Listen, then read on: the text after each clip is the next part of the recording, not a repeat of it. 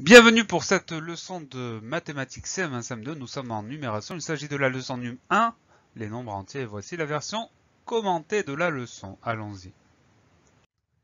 Num 1, les nombres entiers. Il y a quelques compétences. Il y en a même 3 pour être exact. Je sais lire un nombre entier écrit en chiffres. Je sais écrire un nombre entier en chiffres. Et enfin, je connais la valeur du chiffre dans le nombre. On voit ça en détail grâce à la leçon. Avec les chiffres 0, 1, 2, 3, 4, 5, 6, 7, 8 et 9, j'écris des nombres. Jusque-là, tout va bien. Par exemple, 2938, avec les chiffres 2, 3, 8 et 9, j'ai écrit un nombre. Lire et écrire un nombre en chiffres. Il faut bien repérer les différentes classes. Unité simple, 1000, millions, milliards. Dans chaque classe, on trouve 3 chiffres. Par exemple, 25 460 017. On va voir ça en détail grâce au tableau de numération. Donc, dans un nombre, on a différentes classes. Les classes, elles regroupent 3 chiffres à chaque fois. On a d'abord la classe des unités simples, ensuite on a la classe des 1000, la classe des millions et enfin la classe des milliards et on a d'autres classes si on veut travailler sur des nombres beaucoup plus grands. Dans chaque classe, c'est toujours le même principe, on a unité, dizaines, centaines. Donc chez les unités simples, unité, dizaines, centaines, chez les 1000, unité, dizaines, centaines, et chez les millions, unité, dizaines, centaines. Pour pouvoir lire un nombre en chiffres, je vais regarder la longueur de mon nombre, je vais voir à quelle classe et à quelle colonne appartient chaque chiffre, et ça va me permettre de le lire. Celui qu'on a en exemple, chez les millions, on a 2 dizaines, 5 unités, donc ça se lit 25 millions. Ensuite, on passe à la classe des 1000, on a 4 centaines, 6 dizaines, 0 unités, ça se lit 460, et on ajoute le mot 1000. Donc 25 millions, 460 1000, et enfin chez les unités simples, on a 0 centaines, 1 dizaine et 7 unités, ça se lit 17. Donc on résume, 25 millions, 460 1000, 17. Quand on lit les chiffres qui sont chez les millions, à la fin on ajoute le mot million. Quand on lit les chiffres qui sont chez les milliers, chez les 1000, à la fin on a le mot 1000. Et quand on lit les chiffres qui sont chez les unités simples, on n'ajoute rien à la fin. Donc 25 millions, 460 000, 17. On garde ça en tête et on continue. Dans chaque classe, il faut faire attention à bien lire ou à bien écrire les 3 chiffres. C'est ce que je vous expliquais à l'instant. Dans chaque classe, on va avoir 3 chiffres. Donc on les lit correctement ou bien on les écrit correctement. Par exemple, 897, ça s'écrit avec un 8, un 9 et un 7. 24, ça s'écrit avec un 0, un 2 et un 4. On n'oublie pas les chiffres. Dans chaque classe, il y en a 3, donc on les écrit correctement. Attention, on n'a pas le droit de laisser une case vide au milieu du nombre. Si on lit le nombre 1036, donc chez les 1000, on a un paquet de 1000, ça se lit 1000. Ensuite, chez les unités simples, on entend 36. Mais on n'a pas le droit d'écrire qu'un 3 et un 6. On est obligé de mettre le 0 chez les centaines. On n'a pas le droit de laisser la case des centaines vide, sinon ça change le nombre et c'est pas bon. Donc on fait attention, quand on a une case vide au milieu du nombre, on rajoute un 0. On ne laisse pas cette case vide. On continue. La valeur des chiffres. Pour connaître la valeur d'un chiffre, je regarde dans quelle colonne il se trouve. C'est-à-dire, on a l'exemple de 1938. Dans cet exemple-là, 2, c'est le chiffre des unités de 1000. 9, c'est le chiffre des centaines des unités simples. 3, c'est le chiffre des dizaines des unités simples. Et 8, le chiffre des unités simples. On va sortir le petit tableau pour bien comprendre. Donc j'ai placé 2938 dans mon tableau et je me rends compte effectivement que le 2, il est dans la case des unités, dans la classe des 1000. Donc on dit que le 2, c'est le chiffre des unités de 1000. Le 9 est dans la case des centaines chez les unités simples, donc 9 est le chiffre des centaines des unités simples. 3, c'est le chiffre des dizaines des unités simples.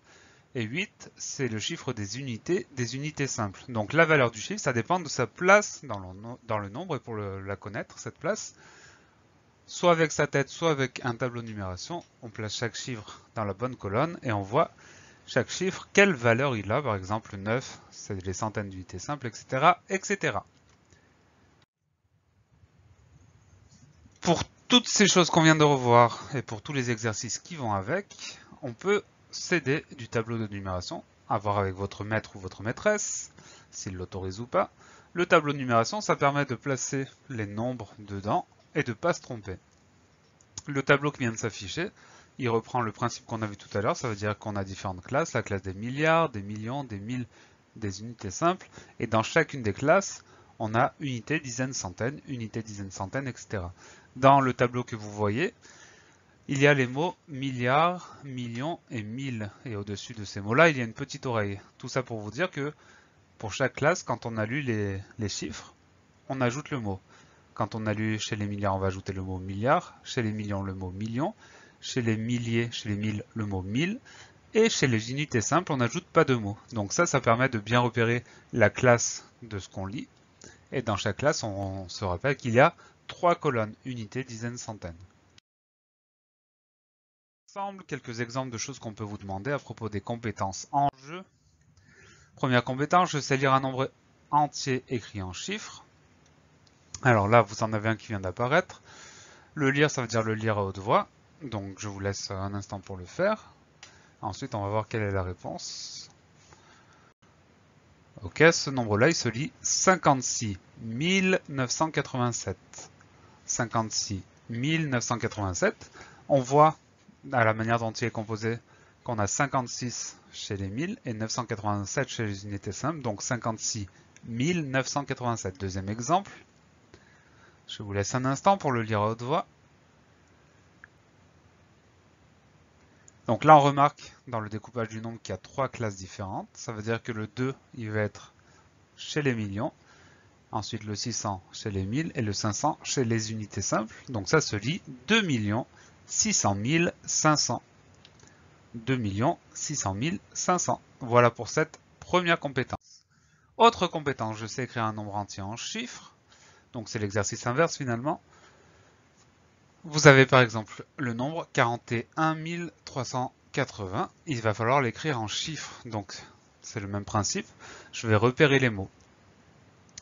Dans les mots des classes, j'ai le mot 1000. Il n'y a pas le mot million, ça veut dire que mon nombre ne va pas aller jusqu'au million. Et chez les 1000, j'ai 41. Donc je vais devoir écrire 41 chez les 1000. Et ensuite, il me reste 380, donc 380 chez les unités simples. Pour écrire 41 chez les 1000, je mets un 4 et un 1. Et pour écrire 380, je mets un 3, un 8 et un 0. Donc 41 380. Chose importante, quand j'écris le nombre en chiffres, je le relis pour être sûr de ne pas me tromper. 41 380. Très bien. Allez, deuxième exemple. 6 819 000. Je repère les mots importants. Le mot important numéro 1, c'est le mot million. Le numéro 2, c'est le mot 1000. Donc chez les millions, qu'est-ce que je vais avoir? Je vais avoir 6 millions. Donc 6 chez les millions. Ensuite, 819 000. Donc chez les 1000, 819. Après le mot 1000, il n'y a rien du tout. Ça veut dire que chez les unités simples, je vais avoir 0. Mais attention, comme c'est au milieu du nombre, je suis obligé de mettre les zéros des unités simples. Je n'ai pas le droit de les enlever. Donc ça nous donne 6 chez les millions, 819 chez les 1000 et 000 chez les unités simples. C'est ça. 6 819 000 chez les unités simples. Je mets 3 zéros puisqu'il y a 3 colonnes. Unité, dizaine, centaine. Voilà pour cette deuxième compétence. On voit la troisième, je connais la valeur du chiffre dans le nombre. Un petit exercice, dans 54 090, je vais donner la valeur de chacun des chiffres. Alors les zéros, on s'en occupe pas parce que si on met par exemple 0 centaine, ça revient à 0, donc c'est pas la peine. Allez, on y va. On commence avec le 5.